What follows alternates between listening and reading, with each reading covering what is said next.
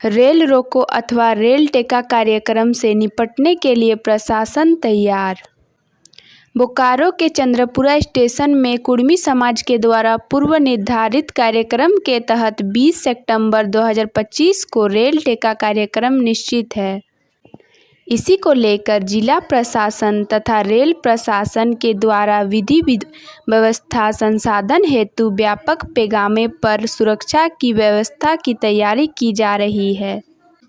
इसी संदर्भ में जिला प्रशासन एवं रेल पुलिस के द्वारा चंद्रपुरा अंचल कार्यालय में अनुमंडल पदाधिकारी के लिए नेतृत्व में एक मीटिंग आयोजित की गई, जिसमें मुख्य रूप से अनुमंडल पुलिस पदाधिकारी वशिष्ठ नारायण सिंह, चंद्रपुरा अंचल अधिकारी नरेश कुमार वर्मा, चंद्रपुरा प्रखंड विकास पदाधिकारी Ishwar Dayal Mahto, rail sub inspector Alok Anand, Chandrapura rail थाना प्रभावी डीके सिंह, चंद्रपुरा थाना प्रभावी अजय कुमार सिंह, दुगदा थाना प्रभावी मनीष कुमार, बोकारो झरिया ओपी प्रभारी निवास कुमार सिंह मुख्य रूप से उपस्थित रहे।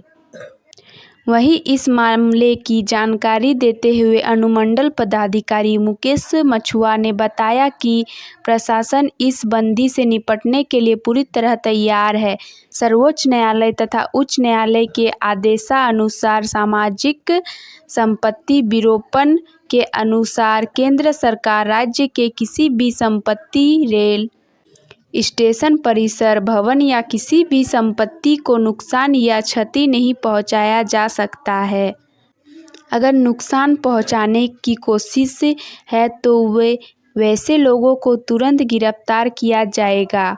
सामाजिक संपत्ति विलोपन के अनुसार सामाजिक संपत्ति की रक्षा करना हम सभी का दायित्व बनता है तथा निपटने के लिए धारा 144 बीएनएस की धारा 163 के तहत यात्री के अलावा किसी भी प्रकार की लोगों का जमा या व्यक्ति को प्रतिबंधित क्षेत्र में जाने से मनाही रहेगी तथा आंदोलनकारी को संवैधानिक तौर तरीके से उचित मंच के द्वारा अपनी मांग को रखना या विधि व्यवस्था संधारण हेतु प्रतिबंधित क्षेत्र में जाने से बचना चाहिए। इस रेल डाका कार्यक्रम में सुरक्षा के कड़ी व्यवस्था के साथ साथ दंडाधिकारी की प्रतिनियुक्ति की गई है तथा सुरक्षाकर्मी किसी परिस्थिति से निपटने के लिए पूरी तरह तैयार है। योजना बनी है प्रशासन की। प्राप्त सूचना है कि कुर्मी समाज के द्वारा अपनी मांगों को लेकर के कल रेल रोको आंदोलन किए जाने की संभावना है। उसी संभावना को देखते हुए हम लोग सभी थाना प्रभारियों के साथ, बीडीओ सीओ के साथ और डीएसपी साहब के साथ हम लोग जॉइंट बैठक की और इस संदर्भ में हम लोग अपना तैयारी कर लिए हैं।